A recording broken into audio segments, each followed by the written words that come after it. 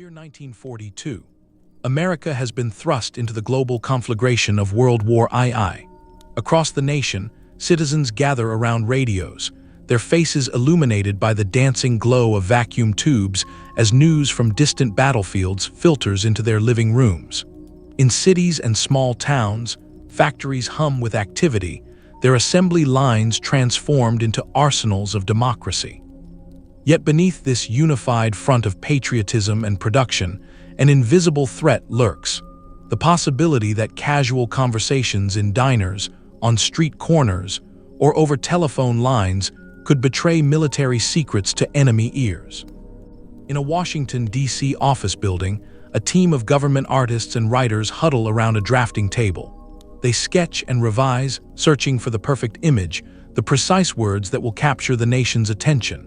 The result: a stark poster showing a merchant vessel sinking beneath turbulent waves, its bow rising momentarily before the final plunge. Above this haunting image, three words that will soon become embedded in the American consciousness: loose lips sink ships. The creators exchange satisfied glances, unaware that their creation will soon take on a life of its own, growing beyond their control into something both powerful and perilous. Meanwhile, in a New York City newsroom, editors debate which stories to run. A reporter has returned from the Atlantic Theater with tales of heroic sailors who survived torpedo attacks, their stories both inspiring and informative. Yet as the editors prepare to publish, they hesitate. Has the government's warning about careless talk created an atmosphere where even positive stories might be seen as dangerous? The editor-in-chief makes a decision to hold the story just in case. This small moment, repeated in newsrooms across the country, marks the beginning of an unexpected consequence of the propaganda campaign that was meant to protect, not silence. The poster begins appearing in post offices, factories, and train stations across America. Its stark imagery and simple message prove immediately effective. A housewife in Ohio pauses while mailing a letter, studying the sinking ship. A factory worker in Detroit pauses his conversation about production numbers when a colleague points to the poster on the wall. In a San Francisco cafe, a group of friends lower their voices when someone mentions a relative's naval deployment. The campaign is working, perhaps too well. The creators of the poster had wanted to prevent specific kinds of information from reaching enemy agents, but they hadn't anticipated how thoroughly their message would transform the national conversation about the war. As the campaign spreads, so does a quiet paranoia. Neighbors begin to view one another with suspicion. A man discussing troop movements is reported to authorities by a concerned citizen. A woman writing to her son overseas carefully avoids mentioning anything that might be construed as sensitive, even though her letter has already been censored. The government had set out to control information flow, but instead found themselves facing a populace that had internalized their message to an extreme degree. The sinking ship on the poster had become more than a warning. It had become a symbol of the fear that now permeated American society, a fear that would soon circle back to challenge the very government that had unleashed it. The birth of a slogan. February 1942. The Office of War Information, OWI, has just been established by Executive Order 9182, with Elmer Davis, a respected journalist and radio commentator, at its helm. The mission: to coordinate the government's wartime information efforts, both domestically and internationally. In a spacious office on Pennsylvania Avenue, Davis addresses his newly assembled team, their faces reflecting the gravity of the task ahead. "We are fighting a war on two fronts," he explains, his voice steady but urgent. "One against the Axis powers abroad, and another against ignorance, apathy, and potentially treachery at home. Our words, our images, our messages, they are as crucial to victory as any ship or plane." Among those listening is Thomas Henderson, a 34-year-old copywriter who left his successful advertising career to join the war effort. Henderson had specialized in creating memorable slogans for consumer products, turning mundane household items into must-have commodities through carefully crafted phrases. Now, he would apply those same skills to the preservation of national security. As Davis continues speaking, Henderson scribbles notes, his mind already racing with possibilities. How do you sell caution? How do you make secrecy appealing? These questions would occupy his thoughts in the coming weeks as he and his colleagues worked to develop what would become one of the most memorable propaganda campaigns of the war. The need for such a campaign had become increasingly apparent. Just weeks before, on January 13, 1942, a German U-boat had sunk the British ship SS Coma off the coast of North Carolina. The attack was part of a coordinated campaign by Nazi submarines against Allied shipping along the American eastern seaboard, a campaign that would come to be known as the Second Happy Time for U-boat crews. What particularly concerned military intelligence was evidence that some of these successful attacks had been aided by information leaked through casual conversations in American coastal communities. Details about ship departures, cargo, and defensive capabilities had found their way to German agents, who then relayed this information to U-boat commanders. In response, the Navy had launched its own public information campaign, emphasizing the need for discretion. But their approach was dry, bureaucratic, and largely ineffective. Posters featured blocks of text and complex diagrams that few bothered to read. The message was getting lost in the delivery. This is where Henderson and his WWII colleagues believed they could make a difference. They understood that to capture the public's imagination, they needed something simple, visual, and emotionally resonant, something that would stick in the mind long after the poster was out of sight. The creative team at OWI's graphics division began working on multiple concepts simultaneously. One early design featured a cartoon spy with large ears, labeled the listener, accompanied by text warning that he's listening to you. Another showed a giant ear hovering over a map of the United States, with the caption, "Someone is listening, talk less, win more." While these concepts tested reasonably well with focus groups, they lacked the emotional punch that Henderson and his team were seeking. They wanted something that would make people feel the consequences of careless talk, not just understand them intellectually. The breakthrough came during a brainstorming session in late March 1942. Henderson, working with artist Fred Siebel, had been exploring maritime imagery as a central theme. Siebel sketched a merchant vessel in distress, its bow rising out of the water as it began its final plunge. Henderson stared at the drawing, searching for the perfect words to accompany it. "Careless talk costs lives" was accurate but uninspiring. "Silence is golden" was too vague. Then, as if struck by lightning, it came to him, "Loose lips sink ships." The phrase was rhythmic, memorable, and connected directly to the visual metaphor. It personified the act of speaking carelessly and directly linked it to the tragic consequence of ships being destroyed. The concept was refined over the following weeks. Siebel's final version of the poster showed a merchant vessel sinking beneath dark, turbulent waters. Above it, a ghostly image of three men engaged in conversation, their words represented as a physical chain leading down to the doomed ship. The slogan, "Loose lips sink ships," appeared in bold, red letters at the top. The color scheme was deliberately limited, primarily blues, blacks, and whites, with the stark red text, creating a somber, urgent tone that stood in sharp contrast to the more colorful recruitment posters of the era. Internal testing of the poster revealed its immediate impact. When shown to focus groups, viewers reported feeling a sense of personal responsibility for the safety of servicemen. One participant noted, "I never thought that my conversation could actually cause a ship to sink, but this poster makes me feel like it could." Another commented on the cleverness of the slogan, "It's catchy, but it's not cute. It's serious, and it makes you take it seriously." This was exactly the reaction Henderson and his team had hoped for. They had created something that bypassed rational analysis and spoke directly to the emotions. The poster was approved for distribution in early May 1942. The first run of 50,000 copies was sent to post offices, war production facilities, and transportation hubs along both coasts. The response was immediate and positive. Newspapers wrote about the campaign, praising its directness and effectiveness. Radio programs incorporated the slogan into their content. Even Hollywood got on board, with studios producing short films that reinforced the message. The campaign seemed to be working exactly as intended. Henderson and his colleagues at the OWI swelled with pride as reports came in from across the country. People were talking less, especially in public places. Naval intelligence reported a decrease in the type of casual information leaks that had previously concerned them. The campaign appeared to be a resounding success. Henderson received a commendation from his superiors, who noted that his creative contribution to national security cannot be overstated.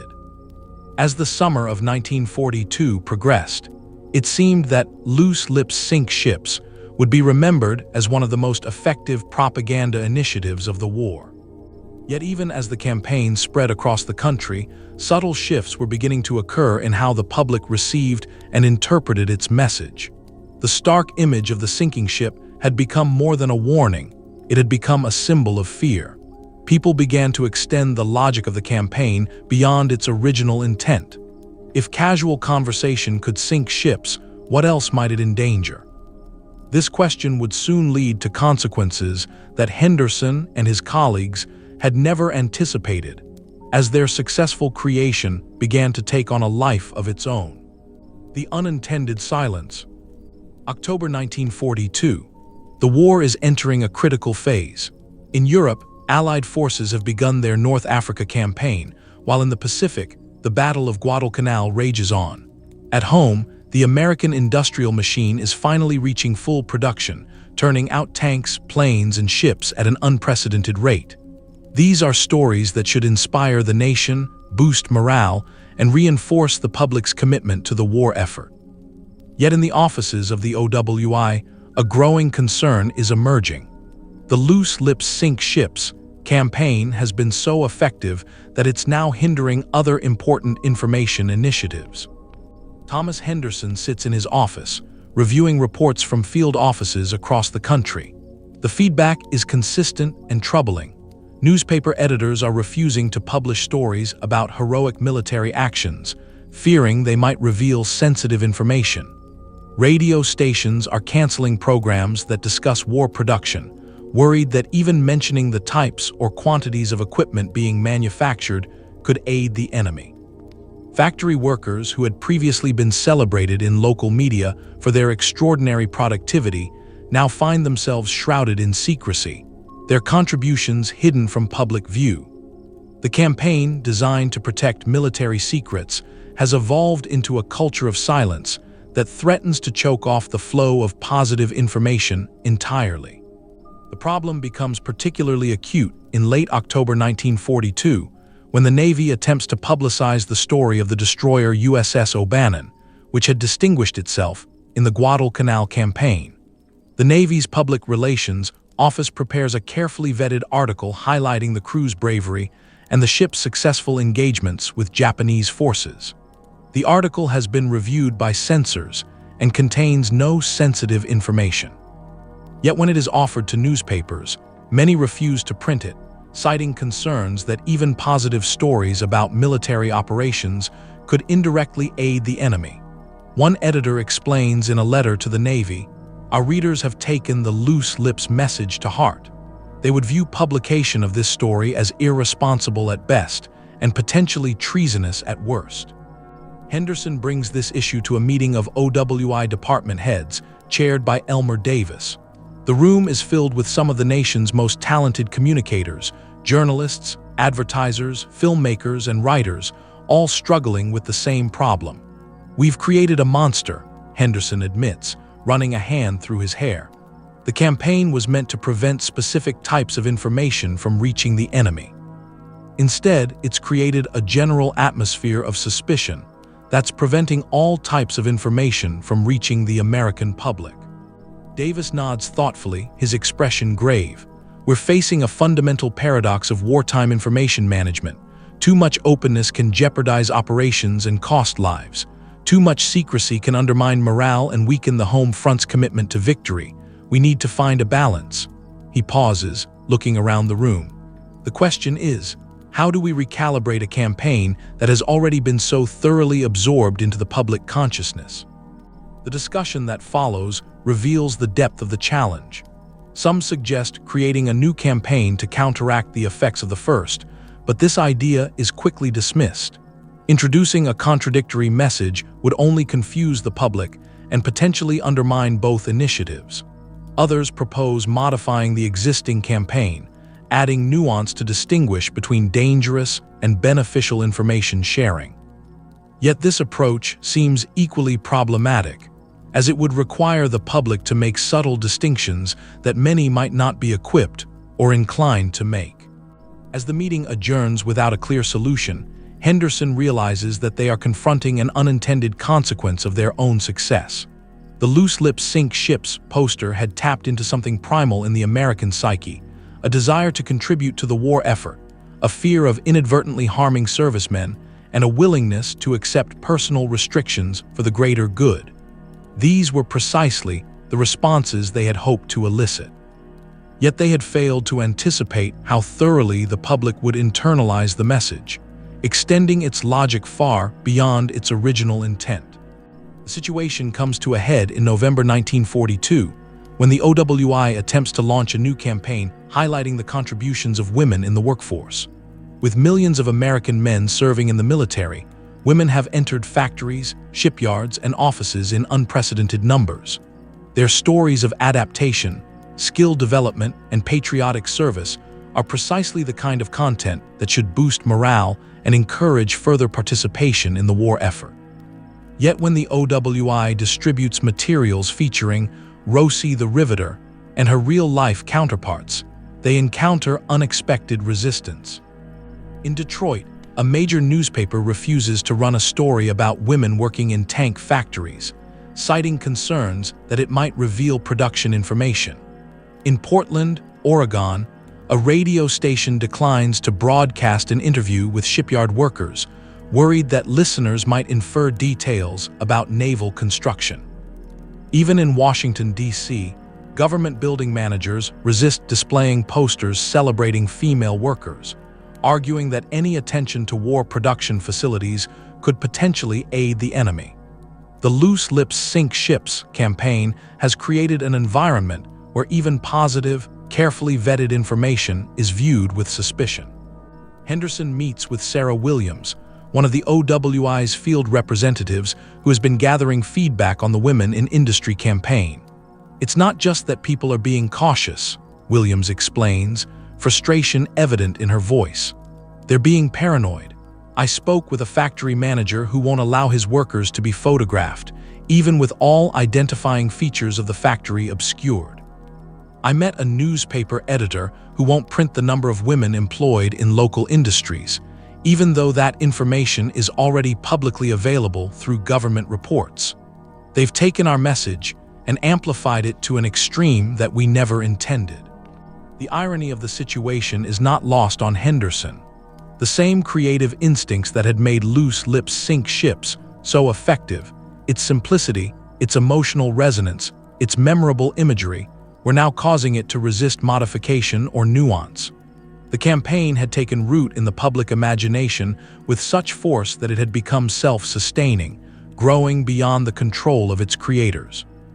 Like the sinking ship in the poster, the campaign had taken on a momentum of its own, moving in a direction that Henderson and his colleagues could not have predicted when they first conceived it. By December 1942, the problem has become impossible to ignore. The OWI's own effectiveness is being hampered by the campaign's success. Davis calls an emergency meeting with representatives from the War Department, the Navy Department, and other government agencies involved in information management.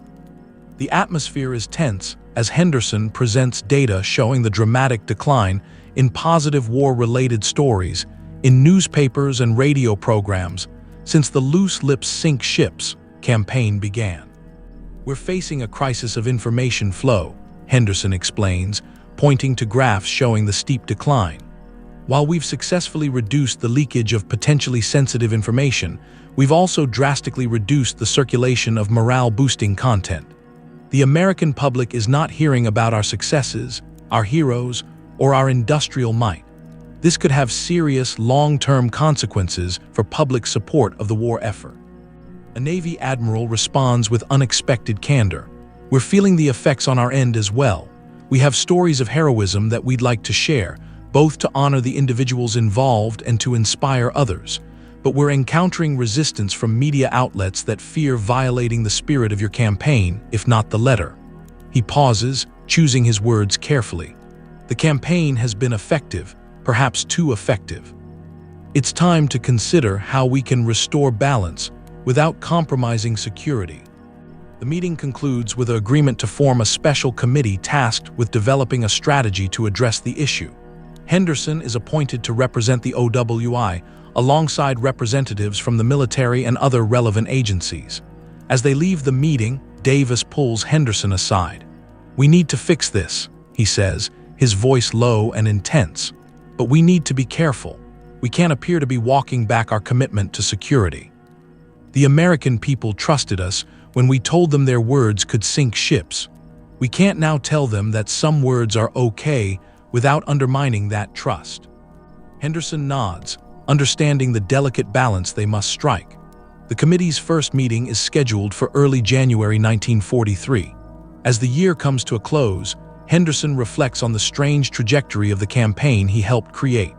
What began as a straightforward effort to prevent information leaks had evolved into something far more complex, a cultural phenomenon that was both protecting and potentially harming the war effort. The image of the sinking ship that had seemed so clear and powerful in May now appeared in a different light, its meaning complicated by unintended consequences. As 1943 begins, Henderson and his colleagues face the daunting task of trying to regain control of a message that has taken on a life of its own. The Boomerang Effect. January 1943. Washington, D.C. is gripped by winter, but inside government offices, the heat is on. The special committee formed to address the unintended consequences of the loose lips sink ships campaign convenes for the first time in a conference room at the OWI headquarters. Thomas Henderson takes his seat among a diverse group of communicators, military officials, and policy experts, all grappling with the same problem: how to moderate a campaign that has been too successful for its own good. The committee is chaired by Undersecretary of War Robert P. Patterson, a man known for his practical approach and direct speaking style.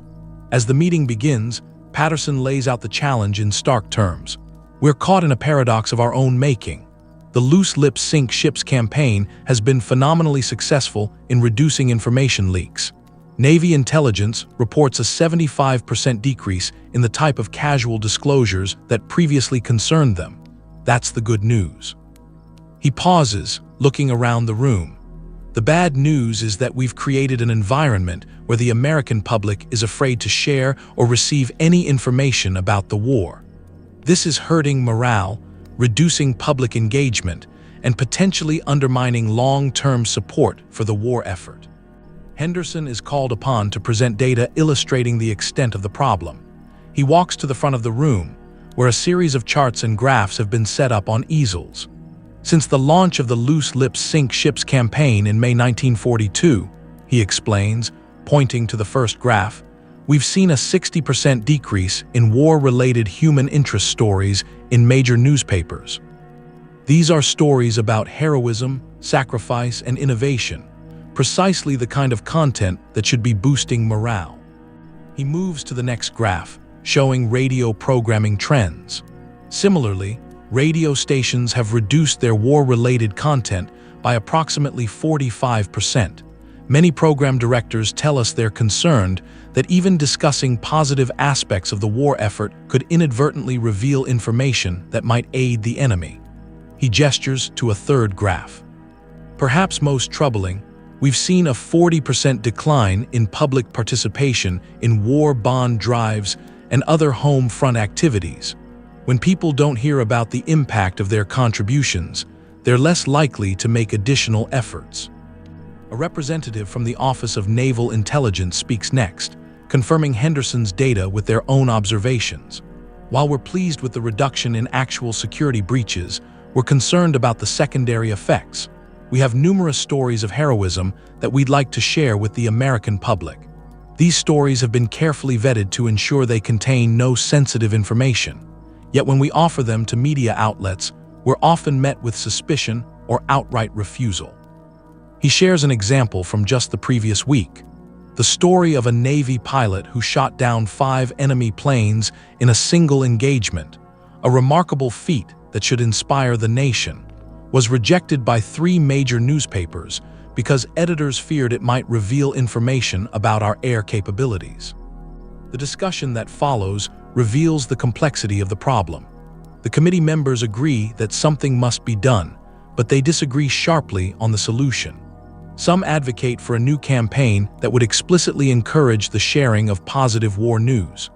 Others argue for modifying the existing campaign to add nuance and clarify what types of information are safe to discuss. Still, others suggest that no action is needed, as the initial intensity of the public's response will naturally moderate over time. Henderson finds himself in an unexpected position. As the creator of the original campaign, he might be expected to defend it vigorously. Instead, he argues for a middle path. The campaign has tapped into something powerful in the American psyche, a genuine desire to protect our servicemen by preventing information leaks. We shouldn't try to reverse that impulse. Rather, we should build on it by helping people understand that responsible information sharing is also a vital part of the war effort. He proposes a new initiative that would work alongside, rather than replace, the original campaign. This new effort would emphasize the importance of sharing stories of heroism, sacrifice, and innovation, stories that have been properly vetted to ensure they contain no sensitive information. The tagline he suggests: "Tell the world of their courage." The proposal generates considerable discussion. Some committee members worry that a new campaign might confuse the public or dilute the impact of the original message. Others question whether it's possible to clearly distinguish between safe and unsafe information sharing in the minds of ordinary citizens. The debate continues for hours, with no clear consensus emerging.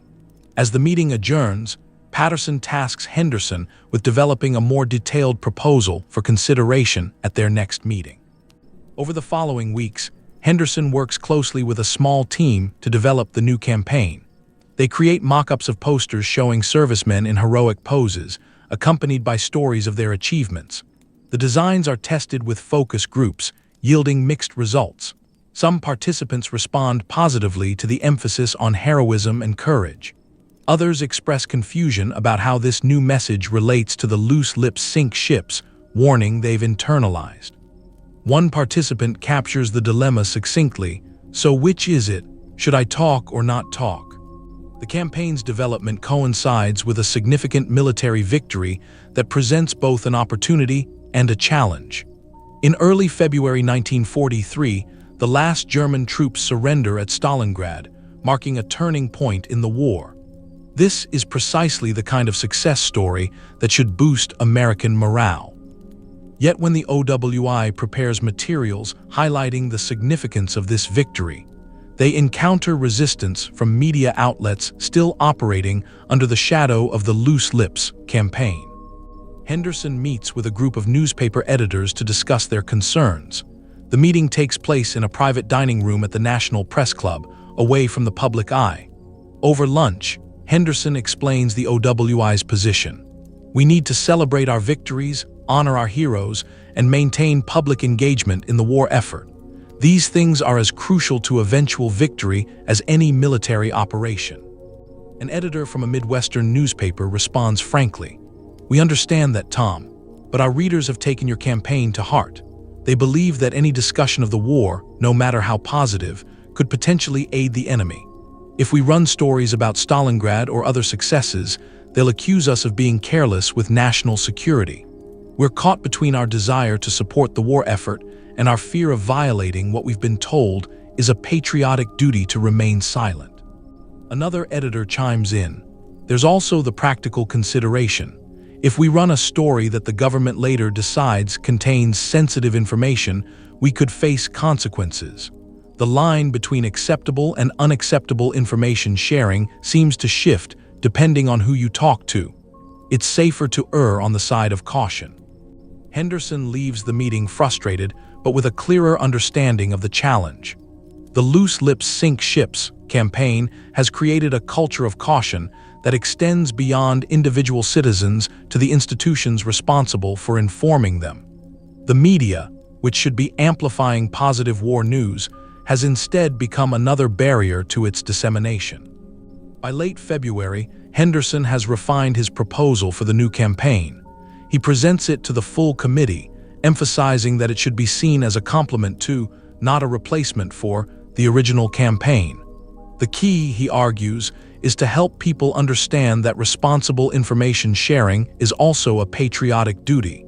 We're not asking people to be careless, he explains. We're asking them to be discerning, to understand the difference between dangerous talk and the kind of positive storytelling that strengthens our nation's resolve. The committee approves the concept, and work begins in earnest on what will be called the Their Courage, Your Strength campaign. Posters are designed showing servicemen in action, accompanied by brief stories of their heroism. Radio scripts are prepared highlighting the contributions of both military personnel and home front workers. The campaign is scheduled to launch in early April 1943, with a coordinated rollout across multiple media platforms. As the launch date approaches, Henderson grows increasingly anxious. He knows that the success of this new initiative depends on how it's received by a public that has thoroughly internalized the loose lips message. Will people understand the distinction the campaign is trying to make?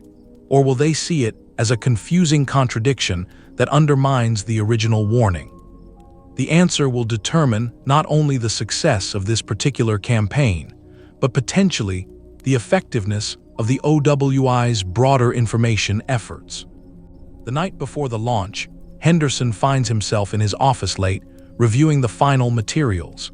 He picks up a copy of the original Loose Lips Sink Ships poster, studying the image of the sinking ship and the three men whose careless conversation has doomed it. The poster had seemed so clear, so necessary when it was created nearly a year ago.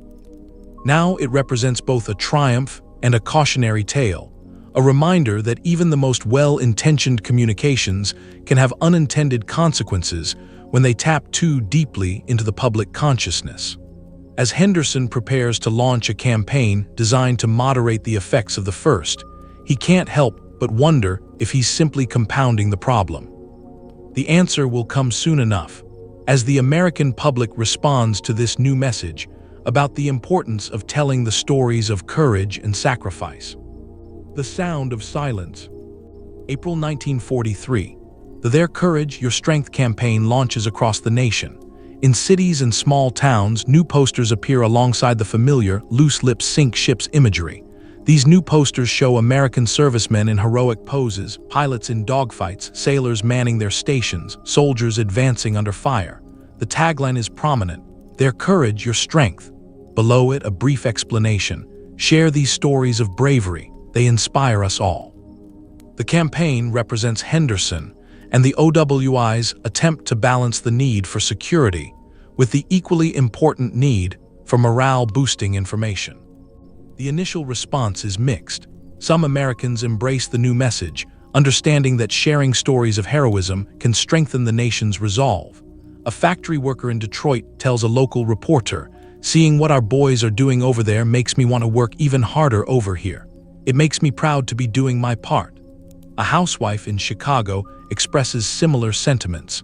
"Hearing about these heroes reminds me why we're making all these sacrifices. It makes the rationing and the long hours feel meaningful." Yet others react with confusion and suspicion.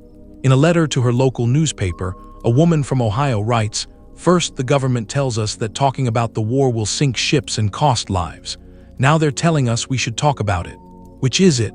Are they trying to trick us into revealing information that will help the enemy?"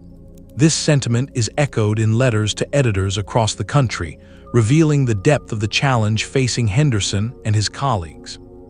The media's response is equally divided.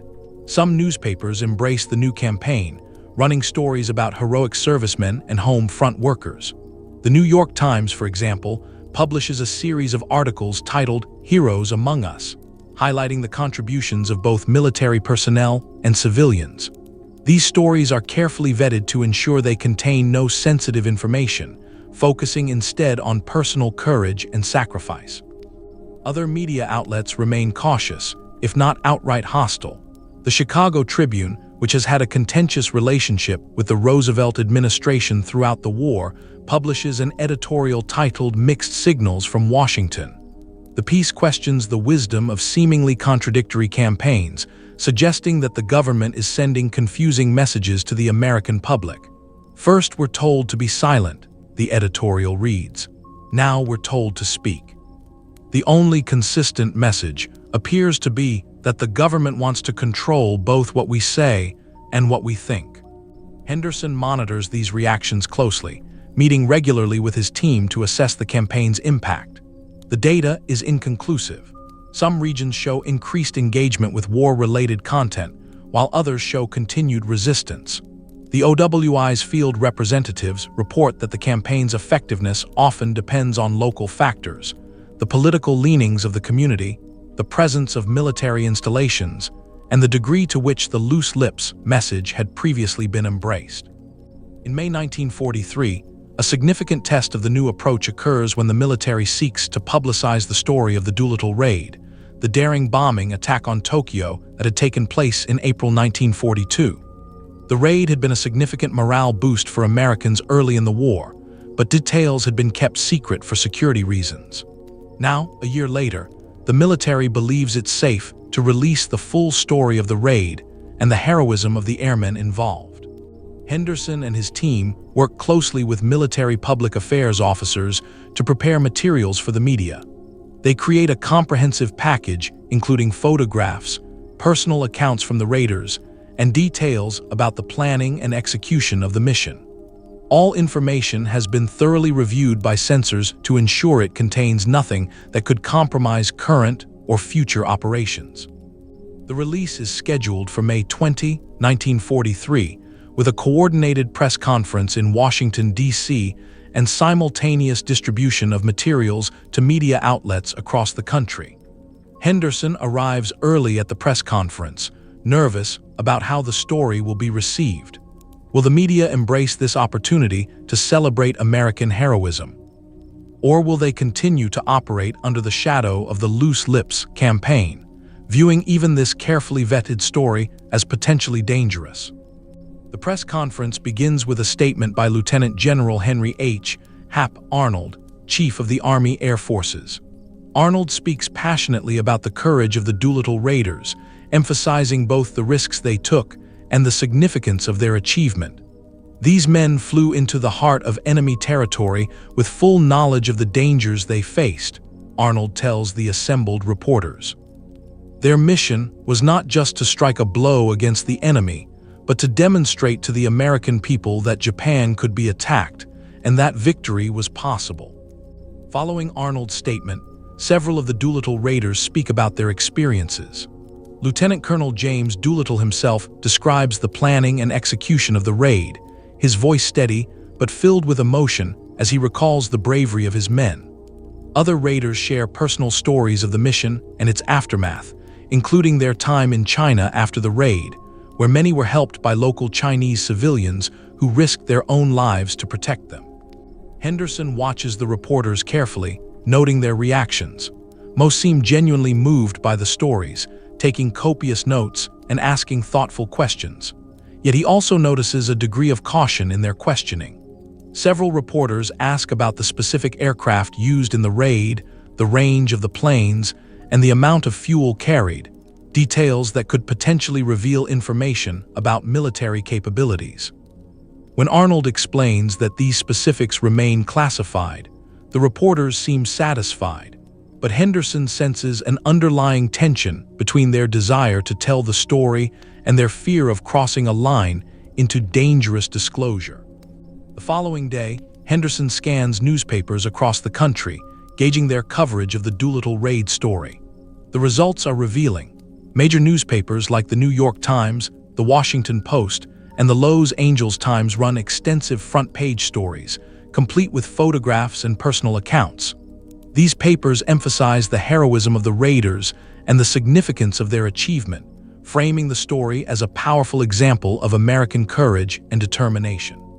Other papers, particularly those with a more isolationist or anti-administration stance, give the story less prominent placement. Some bury it on inside pages, while others focus on the secrecy that had surrounded the raid, questioning why the American people had been kept in the dark for a year. The Chicago Tribune, true to form, runs an editorial questioning the timing of the release, suggesting that it's politically motivated rather than genuinely newsworthy. Radio coverage presents a similar mixed picture. Some stations broadcast special programs about the raid, including interviews with the airmen and dramatic recreations of the mission. Others mention the story briefly, if at all, apparently still operating under the assumption that any discussion of military operations is potentially dangerous. Henderson meets with Elmer Davis to review the results. It's a partial success, Henderson acknowledges. We've gotten the story out, and it's being well received in many quarters, but we're still facing significant resistance in others. The loose lips message has taken root too deeply to be easily modified. Davis nods thoughtfully. We're fighting an uphill battle. The original campaign tapped into a fundamental fear, the fear of inadvertently harming our own servicemen. That's a powerful motivator, and it's not easily overcome by appeals to share positive stories. He pauses, considering the situation. Perhaps we need to accept that this is the new reality. We'll continue to push for balanced information flow, but we may need to adjust our expectations about what's possible. By June 1943, it's becoming clear that the Their Courage, Your Strength campaign has only partially succeeded in its mission. While it has opened some space for positive war-related content, it has not fundamentally altered the information landscape created by the Loose Lips Sink Ships campaign. The American public remains deeply divided between those who understand the distinction between dangerous and beneficial information sharing, and those who view all discussion of the war with suspicion. This division becomes particularly apparent in late June 1943, when the OWI attempts to launch a new initiative highlighting the contributions of women to the war effort. Despite their crucial role in factories, shipyards, and offices across the country, many women feel that their contributions are being overlooked or undervalued. The OWI sees an opportunity to both recognize these contributions and encourage greater participation by women in the war effort. The campaign, titled Women in Defense, features photographs and stories of women working in various war-related industries. The materials emphasize both the significance of their work and the direct connection between home front production and military success. The tagline is straightforward: the more they make, the faster they come home.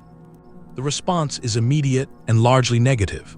Many Americans view the campaign as a violation of the secrecy they've been taught to maintain. Letters pour into the OWI and local newspapers, expressing concern that the campaign reveals too much information about American production capabilities. One typical letter reads, "Why is the government telling everyone about our factories and what we're making? Don't they realize that this information could help the enemy?"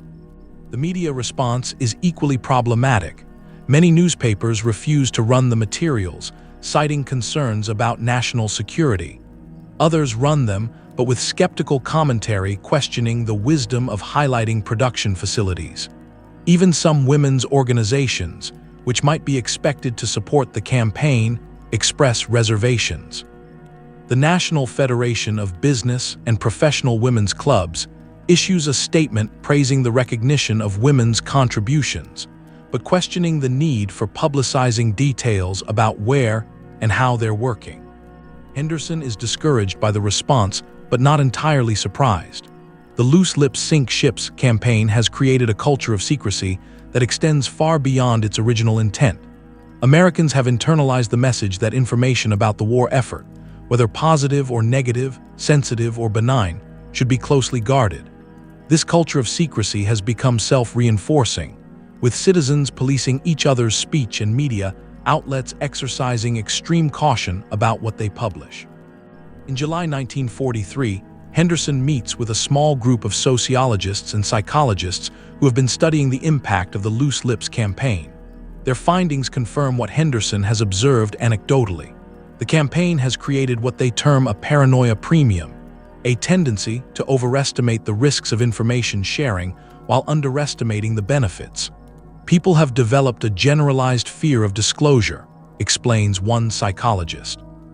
They no longer distinguish between truly dangerous information and harmless or even beneficial information. Everything is viewed through the lens of potential harm. The sociologists add another dimension to the analysis. The campaign has tapped into existing social dynamics, one explains. In times of uncertainty, people look for clear guidelines about how to behave. The loose lips message provided a simple, unambiguous rule: don't talk about the war. This rule has become a social norm, reinforced by community pressure and mutual surveillance. Deviating from this norm now carries social costs, as those who share information are viewed as potentially unpatriotic or even treasonous. Henderson leaves the meeting with a clearer understanding of the challenge he faces. The Loose Lips Sink Ships campaign has done more than change individual behavior. It has altered social norms and created a culture of secrecy that resists modification. This culture is now an independent force, shaping how Americans receive and interpret information about the war, often in ways that contradict the government's intentions. As the summer of 1943 progresses, Henderson and his colleagues at the OWI continue their efforts to promote balanced information flow. They develop new campaigns, refine existing ones, and work with media outlets to encourage responsible reporting. Yet they do so with the understanding that the culture created by the Loose Lips campaign will not be easily changed. The image of the sinking ship that had seemed so powerful and necessary in 1942 has become a symbol of something far more complex, a reminder that even the most well-intentioned communications can have unintended consequences when they resonate too deeply with public fears and anxieties. The echo chamber. September 1943. The war has entered its fifth year, and though the tide has begun to turn in favor of the Allies, the outcome remains uncertain. In Washington, D.C., Thomas Henderson stands before a large map of the United States in his office at the OWI, pins marking cities where Their Courage, Your Strength campaign has met with success. The map tells a sobering story. Large portions of the country, particularly in the Midwest and West, remain resistant to the message that sharing stories of heroism and sacrifice is a patriotic duty. Henderson is not alone in his concern. Elmer Davis has called a meeting of all OWI department heads to discuss the ongoing challenges of wartime information management. The atmosphere in the conference room is tense as representatives from various divisions report on their efforts and the obstacles they face. The common thread running through all reports is the persistent influence of the Loose Lips Sink Ships campaign, which continues to shape how Americans receive and interpret information about the war. We're fighting an uphill battle, admits Henderson, when it's his turn to speak. The original campaign created a culture of secrecy that has taken on a life of its own. We're no longer just dealing with individual fears about information disclosure. We're confronting a social norm that has been reinforced over more than a year. People now police each other's speech, and those who deviate from the norm of silence risk social sanctions. He shares an example from just the previous week. A newspaper in Iowa ran a story about a local soldier who had been awarded the Medal of Honor. The story was carefully vetted, containing no sensitive information, just a description of the soldier's heroic actions and the circumstances of the award. Yet the newspaper received over 50 letters from readers accusing them of potentially endangering other servicemen by revealing military secrets. The editor was so concerned that he published an apology, promising to be more careful in the future. This story prompts nods of recognition from others around the table. Similar incidents have occurred across the country, as the culture of secrecy created by the Loose Lips campaign continues to evolve and intensify.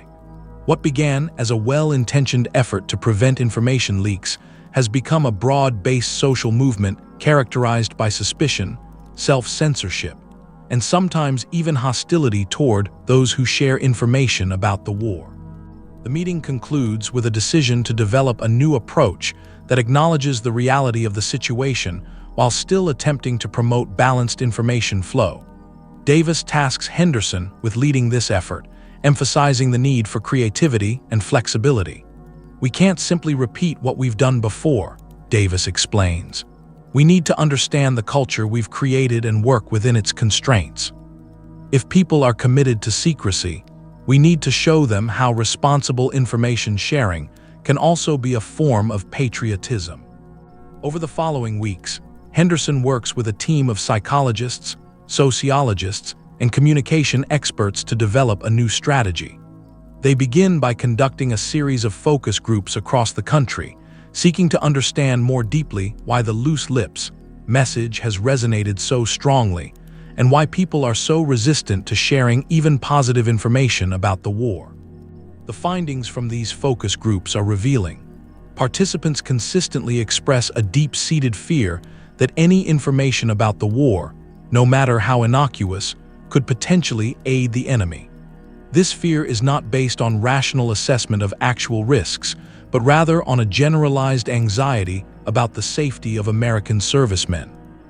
As one participant explains, "I don't know what information might be useful to the enemy, and I don't want to find out by making a mistake that costs someone their life. It's safer to say nothing at all." The researchers also identify a strong element of social pressure in participants' responses. Many describe feeling judged by others if they share information about the war, even in private conversations.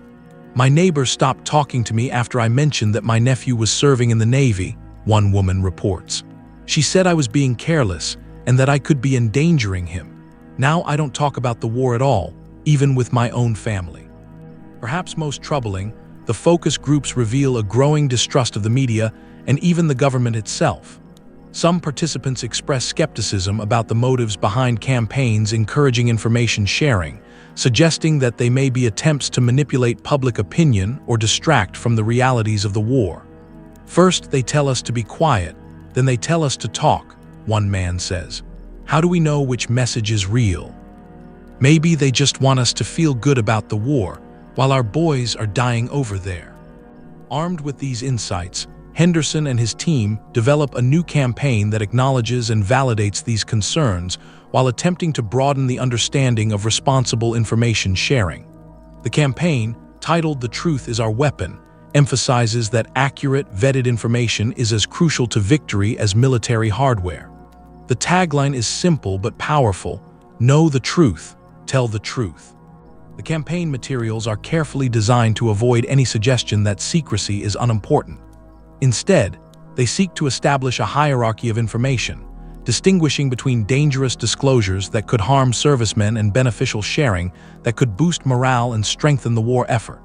The posters feature a split image, one side showing a sinking ship with the words, "Loose lips sink ships," the other showing a serviceman being honored with the words, "True words lift spirits." The message is clear: both discretion and responsible sharing have their place in the war effort. The campaign launches in November 1943, coinciding with the Marines landing on Tarawa in the Gilbert Islands. A brutal battle that results in high casualties, but ultimately secures a strategic victory. The OWI prepares materials highlighting the heroism of the Marines who fought at Tarawa, carefully vetted to ensure they contain no sensitive information. These materials are distributed to media outlets across the country, along with a statement from President Roosevelt emphasizing the importance of both honoring American heroes and protecting military secrets. The response to the new campaign is cautiously positive. Some media outlets embrace the balanced approach, running stories about Tarawa alongside reminders about the importance of discretion. The New York Times, for example, publishes a front-page article about the battle under the headline, "Marines Win Tarawa at Heavy Cost. Heroism Stirs Nation." Below the main story, a smaller box reminds readers that details of future operations remain secret. Silence protects our servicemen. Other media outlets remain skeptical, if not outright hostile. The Chicago Tribune once again leads the opposition, publishing an editorial titled "More Mixed Signals from Washington." The piece questions the government's credibility, suggesting that the new campaign is an admission that the original loose lips message was either exaggerated or mistaken. First, we were told that talking would sink ships, the editorial reads. Now we're told that talking is necessary to lift spirits. The American people deserve consistent, honest information about the war, not contradictory propaganda campaigns. The public response is equally divided. Some Americans welcome the new approach, finding it more nuanced and realistic than the absolute silence previously encouraged. A letter to the editor of the Philadelphia Inquirer captures this sentiment. "I appreciate the government acknowledging that both secrecy and responsible information sharing have their place. It makes me feel that they trust us to use good judgment, rather than treating us like children who need simple rules to follow." Others react with suspicion and anger. Letters to newspapers and government offices express confusion about the seemingly contradictory messages. One typical letter states, "I don't know what to believe anymore. First talking was dangerous, now it's necessary. How am I supposed to know which is which? I think I'll just keep quiet to be safe." This response suggests that the loose lips message has become so deeply internalized that it resists modification or nuance. Henderson monitors these reactions closely, meeting regularly with his team to assess the campaign's impact. The data shows a modest improvement in some areas, with increased coverage of positive war stories in certain regions of the country. Yet overall, the culture of secrecy created by the original campaign remains largely intact. The loose lips sink ships poster, with its stark image of a doomed ship, continues to exert a powerful influence on how Americans think about information and the war. December 1943 brings a new challenge as the military prepares to announce the appointment of General Dwight D. Eisenhower as Supreme Commander of the Allied Expeditionary Force in Europe. This is significant news, as it signals that the long-awaited invasion of Europe is moving closer. The announcement has been carefully timed to boost morale during the holiday season, while revealing nothing about the specific timing or location of the invasion. Henderson and his team work with military public affairs officers to prepare materials for the media. They create a comprehensive package, including biographical information about Eisenhower, details about his previous commands, and general information about the Allied strategy in Europe. All information has been thoroughly reviewed to ensure it contains nothing that could compromise security. The announcement is made on December 7, 1943, the second anniversary of the attack on Pearl Harbor. President Roosevelt himself makes the announcement in a fireside chat, emphasizing Eisenhower's qualifications and the significance of the appointment. General Eisenhower has proven himself to be a leader of exceptional ability and character, Roosevelt tells the nation. Under his command, the Allied forces will move forward to liberate Europe from the grip of tyranny. This appointment signals our determination to bring the war to a successful. The unraveling. June 1944. The world holds its breath as news breaks that the Allied forces have landed in Normandy. D-Day has arrived, and with it, the beginning of the end for Nazi Germany. In Washington, D.C., Thomas Henderson and his colleagues at the WWII work around the clock to manage the flow of information about this monumental operation. The challenge is unprecedented: how to inform and inspire the American public while protecting the security of ongoing operations. The planning for D-Day communications had begun months earlier. Henderson had been part of a small team working with military officials to develop a strategy for announcing and covering the invasion. They had prepared multiple scenarios, each with carefully crafted messages designed to balance the need for information with the imperative of security. Yet nothing could fully prepare them for the reality of managing communications about the largest amphibious invasion in history. In the early morning hours of June 6, 1944, as the first troops hit the beaches of Normandy, Henderson and his team gather in the OWI's war room. Maps cover the walls, showing the location of Allied forces and the progress of the invasion. Telephones ring constantly as field offices across the country seek guidance on how to cover the momentous news. Henderson moves between stations, coordinating the release of information and monitoring media responses. The initial announcement comes from Supreme Headquarters Allied Expeditionary Force, SHAEF, at 3:32 a.m. Eastern Wartime. A brief communiqué states, "Under the command of General Eisenhower, Allied naval forces, supported by strong air forces, began landing Allied armies this morning on the northern coast of France." This minimal statement is followed by a more detailed release from General Eisenhower himself, who praises the courage and skill of the Allied troops. Henderson and his team immediately begin distributing these statements to media outlets across the country, along with carefully vetted background information about the invasion. They have prepared extensive materials, including maps of the Normandy coast, details about the Allied forces involved, and historical context for the operation. All information has been thoroughly reviewed to ensure it contains nothing that could compromise security or endanger troops. The response from the media is immediate and largely positive. Newspapers across the country run extra editions with banner headlines announcing the invasion. Radio stations interrupt regular programming to broadcast special reports. The New York Times declares in an editorial, "The long-awaited day has come. The forces of freedom have landed in Europe to begin the final assault on Nazi tyranny." This widespread coverage suggests that, at least for this momentous event, the culture of secrecy created by the Loose Lips campaign has been temporarily set aside in favor of informing the public. Yet even as most media outlets embrace the opportunity to cover the invasion, others remain cautious, if not outright resistant. The Chicago Tribune, continuing its pattern of skepticism toward government information efforts, publishes a front-page story questioning the timing of the announcement and suggesting that it may be politically motivated. Other newspapers, particularly in the Midwest, run the invasion news but with minimal commentary, apparently still operating under the assumption that any discussion of military operations is potentially dangerous. Henderson monitors these responses with a mixture of frustration and resignation.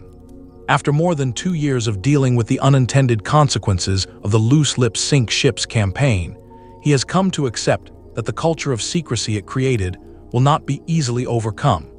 Even an event as significant as D-Day cannot completely erase the deep-seated fears and social norms that have taken root in the American consciousness. The days following the invasion bring new challenges. As the initial euphoria of the landing gives way to the grim reality of the fighting in Normandy, Henderson and his team struggle with how to report the progress of the battle. Military officials provide carefully controlled updates, emphasizing gains while acknowledging setbacks. The OWI's role is to convey this information to the public in a way that maintains morale without creating unrealistic expectations. This delicate balance is tested on June 10, 1944, when the first detailed reports of casualties begin to emerge. The military releases figures showing that approximately 10,000 Allied troops have been killed, wounded, or missing in the first 4 days of the invasion. Henderson and his team prepare materials for the media, emphasizing the heroism of the fallen and the significance of their sacrifice. The message is clear. These casualties, while tragic, are a necessary price for the liberation of Europe. The public response to this news is revealing. Many Americans accept the casualties as a regrettable but inevitable part of war. Letters to newspapers express sorrow for the fallen, but also determination to see the war through to victory.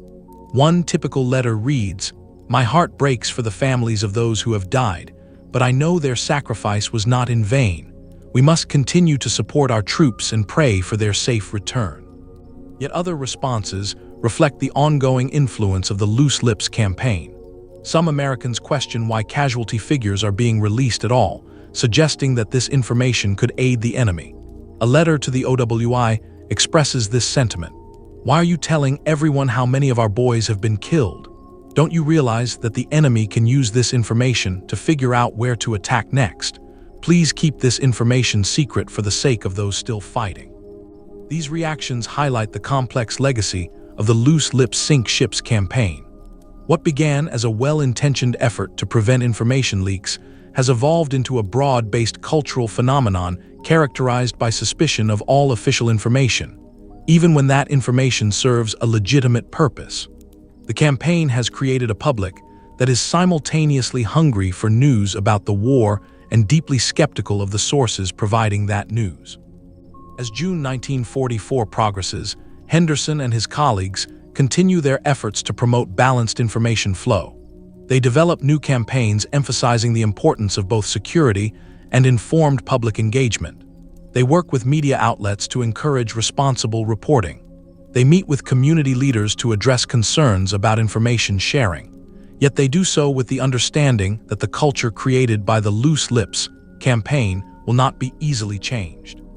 This reality becomes particularly apparent in late June 1944, when the OWI attempts to launch a new initiative highlighting the contributions of African Americans to the war effort. Despite their crucial role in both military service and home front production, African Americans remain largely invisible in mainstream media coverage of the war. The OWI sees an opportunity to both recognize these contributions and address racial inequalities that undermine national unity.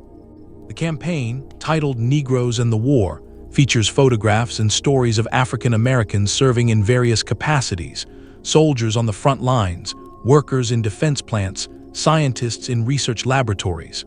The materials emphasize both the significance of their contributions and the connection between their service and the broader struggle for freedom and democracy. The tagline is direct: "They fight for freedom abroad. Let's fight for freedom at home." The response is immediate and largely negative. Many Americans view the campaign as a violation of the secrecy they've been taught to maintain. Letters pour into the OWI and local newspapers, expressing concern that the campaign reveals too much information about American military and industrial capabilities. One typical letter reads, "Why is the government telling everyone about what our Negro soldiers and workers are doing? Don't they realize that this information could help the enemy?" The media response is equally problematic.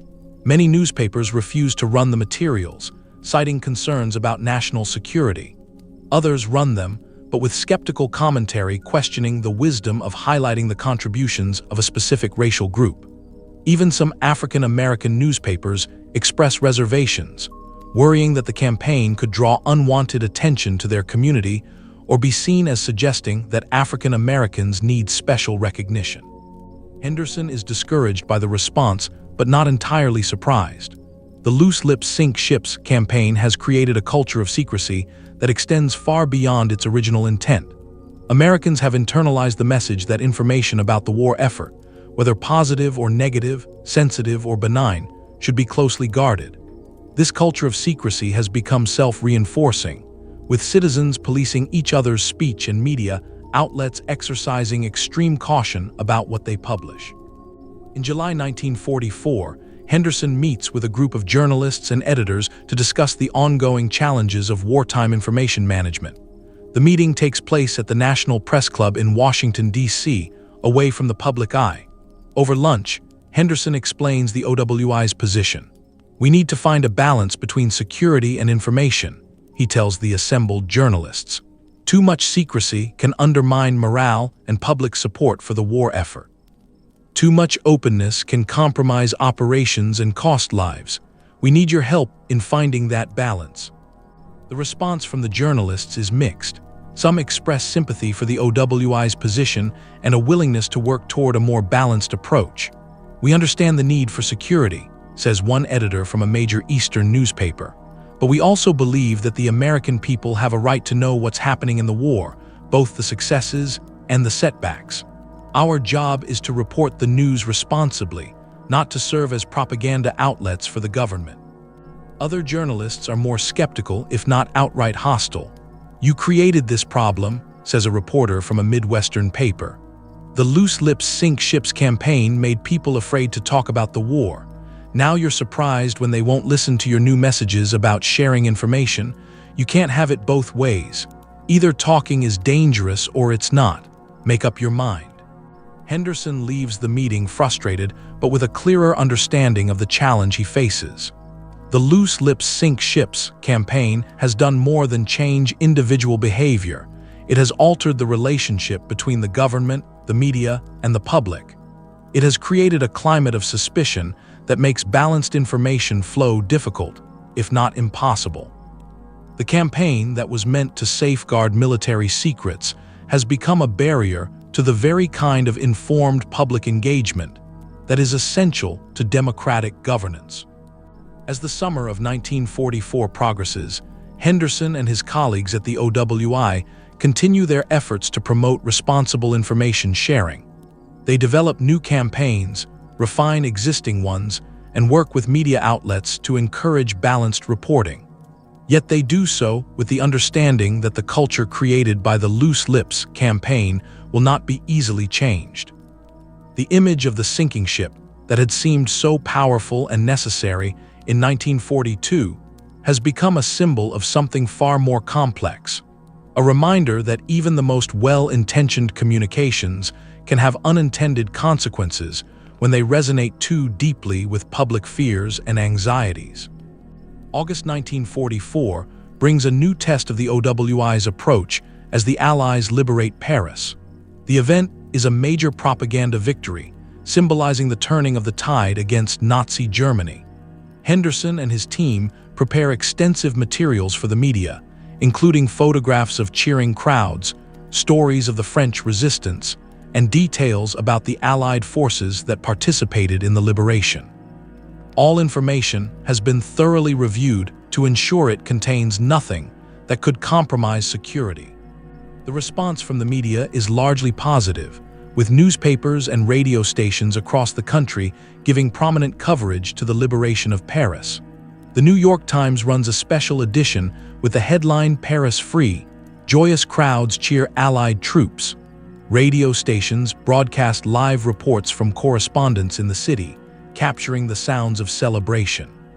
For a moment, it seems that the culture of secrecy created by the Loose Lips campaign has been temporarily set aside in favor of sharing this momentous news. Yet even as most media outlets embrace the opportunity to cover the liberation of Paris, others remain cautious, if not outright resistant. Some newspapers run the news but with minimal commentary, apparently still operating under the assumption that any discussion of military operations is potentially dangerous. A few refuse to run the story at all, citing concerns about national security. These responses highlight the ongoing challenge facing Henderson and his colleagues. Even the most positive, non-sensitive news about the war is now viewed with suspicion by a significant portion of the American public and media. By September 1944, it has become clear that the Loose Lips Sink Ships campaign will continue to influence American attitudes toward information about the war until it's won. The campaign has created a culture of secrecy that has taken on a life of its own, resisting all attempts to modify or moderate its effects. Henderson and his colleagues at the OWI have come to accept this reality, focusing their efforts on minimizing the negative consequences while maximizing the flow of essential information. In a report to Elmer Davis, Henderson acknowledges the limitations of their approach. The Loose Lips Sink Ships campaign has achieved its primary objective, reducing information leaks that could potentially harm military operations. Yet it has also created unintended consequences that continue to challenge our efforts to inform and engage the American public. We have learned a difficult lesson about the power of communication. Words and images can shape consciousness in ways we can't always predict. The campaign we created to protect military secrets has become a barrier to the informed public engagement that is essential to democratic governance. Davis reads the report carefully, then looks at Henderson with a thoughtful expression. "We're facing the paradox of wartime information management," he says.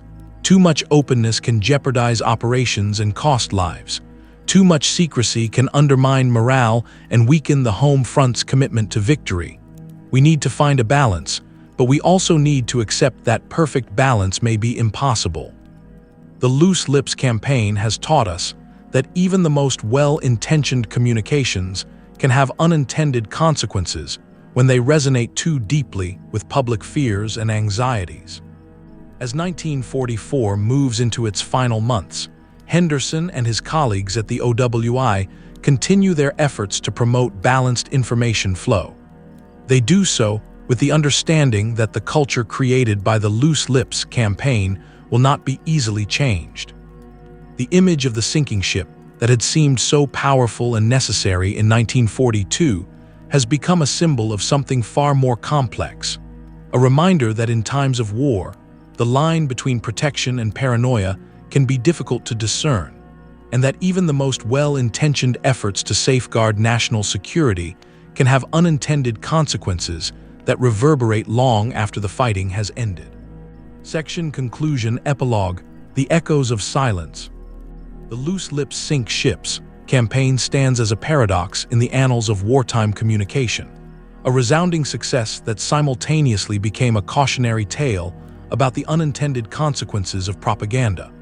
Born from a genuine need to protect military secrets, it created a culture of secrecy that extended far beyond its original intent, shaping how Americans received and interpreted information about World War II until its conclusion and beyond. In the immediate aftermath of the war, the campaign was largely remembered as a success.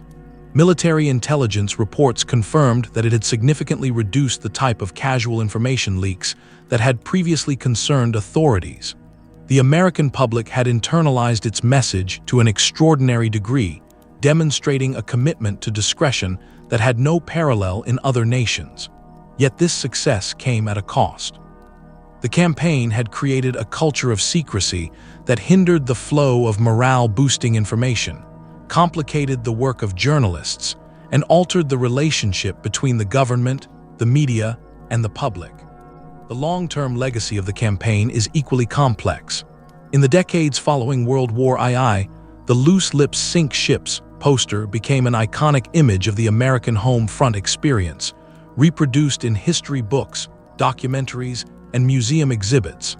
Yet its meaning has evolved over time, reflecting changing attitudes toward government information management and the balance between security and transparency. What was once seen as a straightforward appeal to patriotism is now often viewed as a sophisticated example of psychological operations that had both intended and unintended consequences.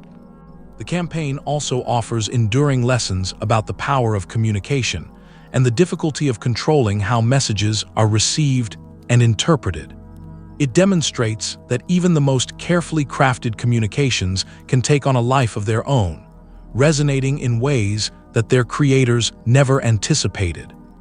In an era of information overload and competing narratives, these lessons are more relevant than ever, reminding us that the line between protection and paranoia can be difficult to discern, and that even the most well-intentioned efforts to shape public opinion can have unintended consequences that reverberate long after the original message has been forgotten. The sinking ship that dominated the Loose Lips Sink Ships poster remains a powerful symbol, not just of the need for discretion in times of war, but of the complex relationship between information and power, between secrecy and transparency, between protection and control. It reminds us that in the realm of public communication, as in so many other aspects of human affairs, the road to hell is often paved with good intentions, and that the echoes of silence can sometimes be as powerful as the spoken word. The end story.